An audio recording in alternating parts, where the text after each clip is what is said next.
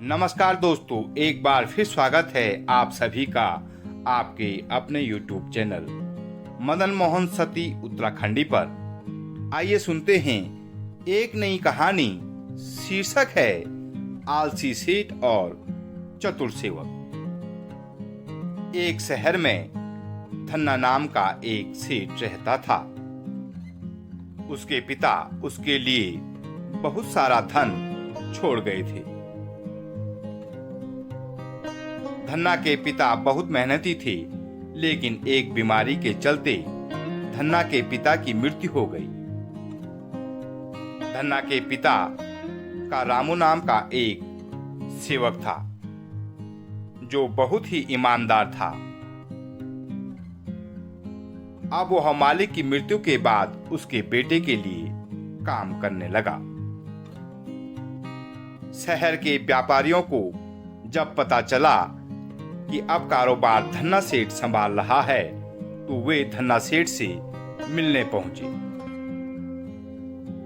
धन्ना सेठ बिस्तर पर लेटे लेटे ही बातें करता, काम करने में अधिक रुचि नहीं दिखाता।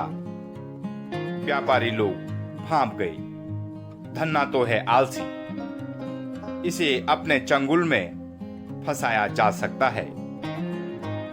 व्यापारी जुगत लगाकर धन्ना सेठ को प्रलोभन देने लगे। कहने लगे, अरे धन्ना सेठ, तुम्हें करना कुछ नहीं है, बस तुम हमें अपना धन दो और कुछ समय बाद हम दुगने तिगुने करके लौटाएंगे। धन्ना सेठ राजी हो गया और कुछ धन दे भी दिया। रामू यह सब देख रहा था और रामू सोचने लगा, मेरा मालिक तो है आलसी और अपने पिता के मेहनत से कमाए सारे धन को ऐसे ही गंवा देगा। मैं ऐसा क्या करूं कि अपने मालिक के धन की रक्षा गलत लोगों से कर सकूं। जब व्यापारी लोग जा रहे थे, तो रामू भी धीरे धीरे उनके पीछे जाकर उनकी बातें सुन रहा था। व्यापारी लोग गुपचुप तरीके से बातें कर रहे थे कि आज रात वे एक जगह पर मिलेंगे और धन्ना को बेवकूफ बनाकर उसका सारा धन हड़प लेंगे। जिस जगह के बारे में वे बातें कर रहे थे, रामू उस जगह को जानता था। रामू ने सोचा, मालिक को कैसे सच्चाई का ज्ञान कराऊं। रामू कुछ समय तक सोचता रहा।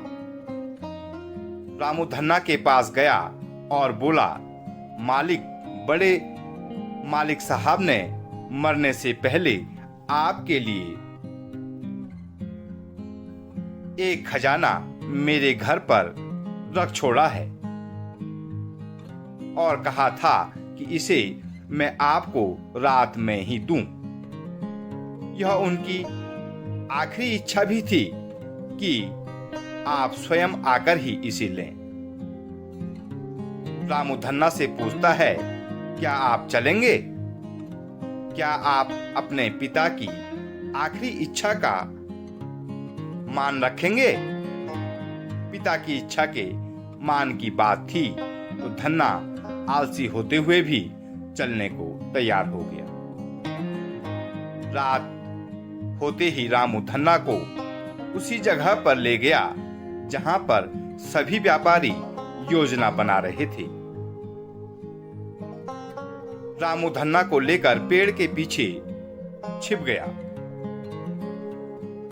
वहीं पर खड़े होकर व्यापारियों की सारी बातें सुनी। व्यापारी धन्ना को आलसी और मूर्ख बताकर उसका मजाक बना रहे थे। कह रहे थे कि धन्ना तो आसानी से हमारी बातों में आ जाएगा और धन्ना की सारी धन संपत्ति को व्यापार के नाम पर उससे ले लेंगे। यह सब सुन धन्ना की आंखों से आंसू आ गए। धन्ना रामू की ओर देखने लगा और कहने लगा, पिताजी ने सचमुच ही तुम्हारे रूप में मेरे लिए खजाना रख छोड़ा है। तुमने मुझे बर्बाद होने से बचा लिया। रामू और धन्ना घर आ गए। अब धन्ना ने आलस्य को त्याग दिया। धन्ना की रामू से अच्छी मित्रता हो गई। धन्ना ने रामू को अपना सलाहकार नियुक्त कर दिया। जब वह व्यापारी धन्ना से मिलने आए तो धन्ना ने उन्हें धन देने से मना कर दिया और फटकार लगाकर भगा दिया। अब धन्ना खूब मेहनत करने लगा था। चतुर सेवक रामू अब सलाहकार बन चुका था। जल्दी ही धन्ना का नाम पूरे शहर में प्रसिद्ध हो गया। वह अपनी मेहनत और रामू की सलाह से अपने पिता से भी बड़ा व्यापारी बन चुका था। इस कहानी से यह शिक्षा मिलती है कि हमें कभी भी आलस्य नहीं करना चाहिए और अपना कार्य सदैव ईमानदारी पूर्वक करते रहना चाहिए। तो दोस्तों, यदि ये कहानी आपको पसंद आई हो तो चैनल को जरूर सब्सक्राइब कर दें, वीडियो को लाइक शेयर जरूर करें, कमेंट्स बॉक्स में जरूर बताएं ये कहानी आपको कैसे लगी है। ऐसी ही नई कहानी लेकर फिर आपके लिए आऊंगा।